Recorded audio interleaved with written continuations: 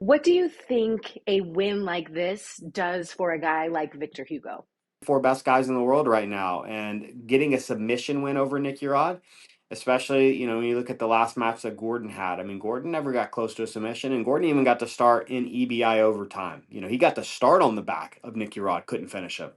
Victor Hugo does it from the standing position, gets an Uchimata, forces Nicky Rod to turtle, gets the back take, and finishes with the choke. Hello, Jiu-Jitsu nerds. This week, we are not going to be able to do a live chat because the Wi-Fi in this hotel is not the best. So we are going to be breaking down the different topics that happen in Jiu-Jitsu this past week because there's still so much to talk about. There's also, stuff across the board with UFC 313 being absolutely wild, but we don't have that much time. So we're going to stick to just the Jiu-Jitsu news. I think the most important, maybe not the most important, the most recent event that we can talk about is that Fight Pass Invitational 10. And we're going to start it off with the main event because a lot of people were shocked. It's going to be the thumbnail of this YouTube video. Victor Hugo defeats Nicky Rod in overtime. And Matt, you've said before that stylistically this matchup was not great for Nicky Rod, but I think a lot of people thought that this time, this fourth time, was going to be Nicky's way.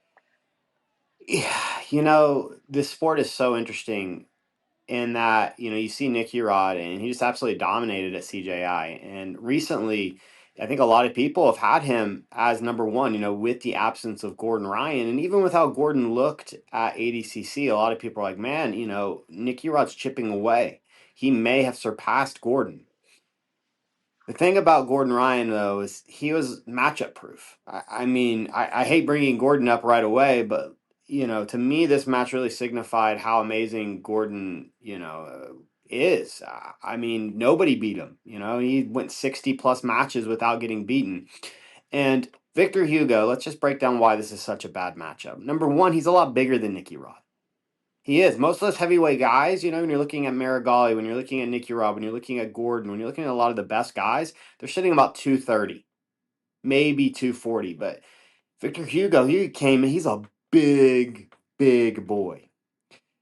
His guard is absolutely exceptional. And Nicky Rod has had a really, really tough time getting inside and winning an inside position, whether it's with his body locks or being able to force like knee slices and stuff. And so just not being able to win inside position. He's not the best outside passer. We've seen him use things like cartwheels and stuff, but mostly, especially against the best guys, and especially at CJI, we saw it was just basically body lock pass. They turtle, he takes the back rear naked choke. To me, we still see some limitations from Nicky Rod against the best guys, and that's kind of what I see with the Victor Hugo matchup is Nicky Rod still isn't capable. That's the thing about Gordon, why he was matchup proof, is he could change his style. Some guys he's going to pull guard. Some guys he's going to stand up and wrestle. Some guys are going to, he's going to do this or that. And Nicky Rod's just not, he's not quite there yet. And so I think we're still going to see some blips like this with Nicky Rod where, he looks unbeatable against certain guys, but against a guy like Victor Hugo, Victor just got his number. What do you think a win like this does for a guy like Victor Hugo? What's really cool about jiu-jitsu is that you're just able to compete a lot more often than MMA. And so I know, you just imagine the biggest you're Victor Hugo. You've dropped out of ADCC, so you've committed to CJI. You feel like it's you or Nicky. Everybody is convinced it's either you or Nicky Rod walking away with this money.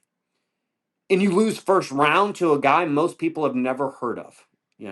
Lucas Kennard comes in there and heel hooks you. That had to be one of the worst weekends of his life. Again, you think about a guy that he's beaten Nicky Rod before. So he's like, man, if I get to the finals, I've got a good shot of walking away with $1 million. To lose first round, biggest upset. I think that happened all weekend between both events. And so, yeah, this does a lot for his trajectory because Victor Hugo now goes with the absence of Gordon Ryan. It's like he puts himself right back up there, and especially with Marigali being hurt, um, he's definitely one of the top 3 or 4 best guys in the world right now. And getting a submission win over Nicky Rod, especially when you look at the last match that Gordon had. Gordon never got close to a submission, and Gordon even got to start in EBI overtime. He got to start on the back of Nicky Rod, couldn't finish him. Victor Hugo does it from the standing position, gets an Uchimata, forces Nicky Rod to turtle, gets the back take, and finishes with the choke. I mean, talk about a 10 out of 10 performance for Victor Hugo. And what do you think about the fact that he won in that way? It was a wrestling exchange that ended in this scramble, and then he got to the back where a lot of people were saying it's his guard, but the way in which he won was kind of Nicky's strength, no? Yeah, I mean, it's funny. I've talked to a few people about this, and I do think that's where the size matters. I think Nicky Mm-hmm. Rod a little bit tired going into that overtime. Obviously, both guys are tired, but Victor Hugo did a great job with his guard, just very efficient with his guard. Gets to overtime, and he puts himself in a position, where maybe he's the fresher guy and he's got a little bit of size. That Uchimata was incredible. I mean, overhook, having a good, strong overhook game is one of the most important things an athlete can do. Whether it's MMA, Jiu-Jitsu, you need to be able to counter underhooks, and it's a very tricky. It's very, very tough. I think the learning curve, the difference between overhook and underhook offense and defense, it's obviously a lot easier, and why a lot of people early on, you just play underhook game. But man, when you can get a guy like Nicky Rod overextending with that overhook, I mean, the counter was just beautiful. And again, I think it really, I think it shocked a lot of people and opened a lot of people's eyes to how good Victor Hugo is at all facets of the game. We were all definitely holding our breath in the UFC Apex when that exchange happened. It was incredible. Obviously, I'm a big Nicky Rod fan. I'm also a big Victor Hugo fan, but to see the disappointment on his face and then the way the UFC Apex is set up, there's screens on all four sides. So no matter where you're looking, like you're looking at yourself getting choked out. And during the hand raise, you could just see it on his face. Victor Hugo gets the mic and he shares with the audience after the fact with BMAC. Team, I have an amazing family with me, and I think I'm back better than I was before. So, to finalize that, I think there's only one guy that beat Nicky Rod on this stage. He's not active, but whenever he is, it'll be a pleasure, if he's up to it, to face Gordon Ryan. Calling out the GOAT, Gordon Ryan. You want to see him here on this stage? I think after getting through Nicky, that's probably the name that makes the most sense. I know he's not healthy. I wasn't healthy either, so I believe he's gonna get through that. And whenever he's ready, if you want to take the challenge, I'll be here, and let's do it. Well, you're in the CJI, he was dealing with a really serious injury, and the doctor even told him that he wouldn't be able to do jujitsu again. I'm like, that's a little, maybe overly dramatic. Sometimes doctors can be like extra on the safe side, but he said that with the physical therapy and everything that he's been doing, he feels even better than he did before the incident. So I didn't even realize. I mean, I knew the heel hook from Lucas Kennard was crazy, but I didn't realize that it left him in an injury like that and having that predicament going into 2025. So what was your reaction when you heard him tell that story and how heartfelt it was that he had like really had to overcome such a big adversity? I have the same reaction. As somebody who's had a surgery and has dealt with doctors, for a few different injuries, a couple sprained knees, and then I had shoulder surgery for my labrum.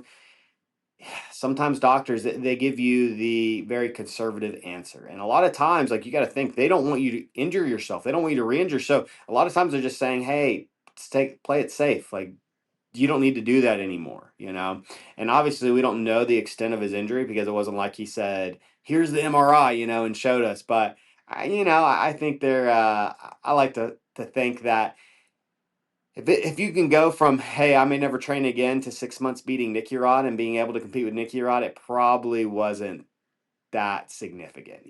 So I think I thought the exact same thing. Like, okay, he's probably playing it up a little bit. And again, I'm sure the emotions were there.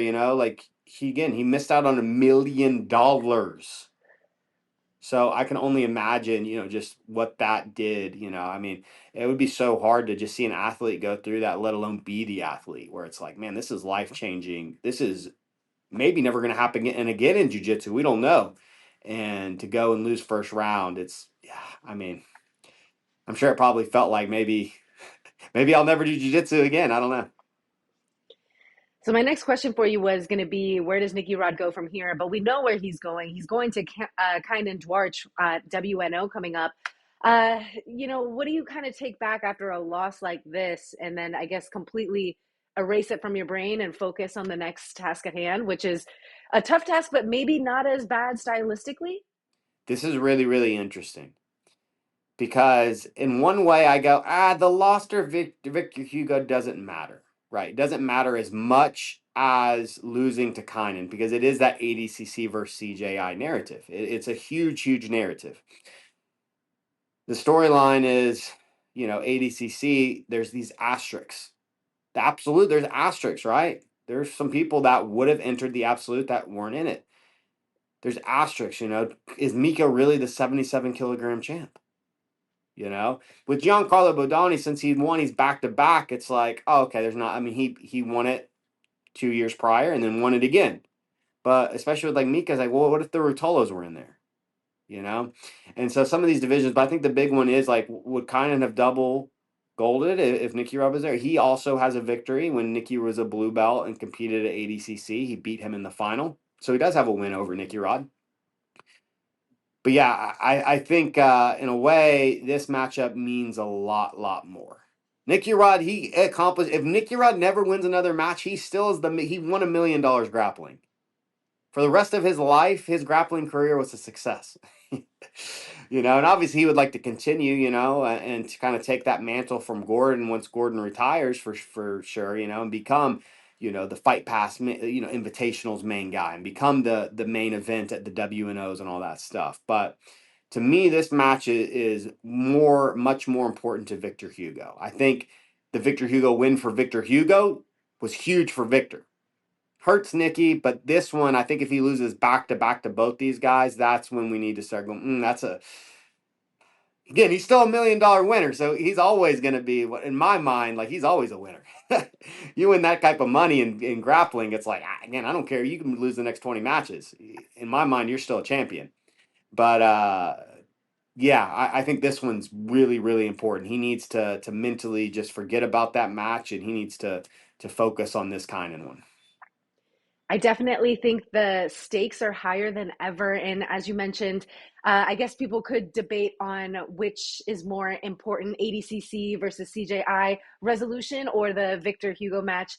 But I will say that at least Nicky is taking these hard matches, because I feel like if you're going to hold the title of the GOAT and you're Gordon Ryan, but you're being really picky about your matches, and then you're not doing the divisions, and then you're kind of dodging everything because I get he has some serious health issues, can you really call yourself the GOAT? Because Nicky, he didn't really have any reason to take on this match with Victor Hugo other than his own redemption story and wanting to right that wrong at this I point. think you got to look at it like this. I think they're just in two completely different situations where Gordon, the big issue with Gordon is he's made so much money from BJJ Fanatics. I mean, he has made millions from BJJ Fanatics. And this is reoccurring income every month. He's posted it, right? I think everybody, if you have an Instagram and you follow, even if you don't follow Gordon, you hate follow, where you kind of just check out, like, I know Gordon's full of drama. I check you've come across one of his payments from BJJ Fanatics, and this guy's making hundreds of thousands a month, and he's been doing that for years now. No offense to Nicky Rod. I cannot imagine that this dude has sold a lot of BJJ Fanatics DVDs, right? And he only has like a couple. I mean, I think he just has I know he has the Roddy Lock or whatever. I know he has that instructional, but again, no offense to him, I don't know anybody that has that instructional. I've never heard anybody talk about that instructional. So it's the Conor McGregor situation where Gordon has priced himself out. These promoters cannot, like, if you go, dude, look at Gordon. I know we're going to talk about this in a second with Gordon saying he's out, but look, Gordon, you can't, if I said, hey, Gordon, take this match for $50K, he laughs at that, and I just think Nicky Rod's not in a position, even though he just won $1 million, he doesn't have that reoccurring stream coming in. So you're still able to pay him. I don't know what Fight Pass and I can't imagine what Flo's paying both Kynan and Nicky for this match, because it is a risky match. But these guys are getting paid well. I guarantee they're probably making anywhere from 25 to even $100K. If you told me that he was getting paid $100K to do one of these matches, I wouldn't be shocked. And I think that's the big difference is he can't turn that money down. Gordon can. And that wraps up our topic for Nicky Rod versus Victor Hugo. If you want to catch our next topic, make sure to check out this video. Matt Scaff in the building. He'll be breaking it down as well. So thank you guys so much for tuning in.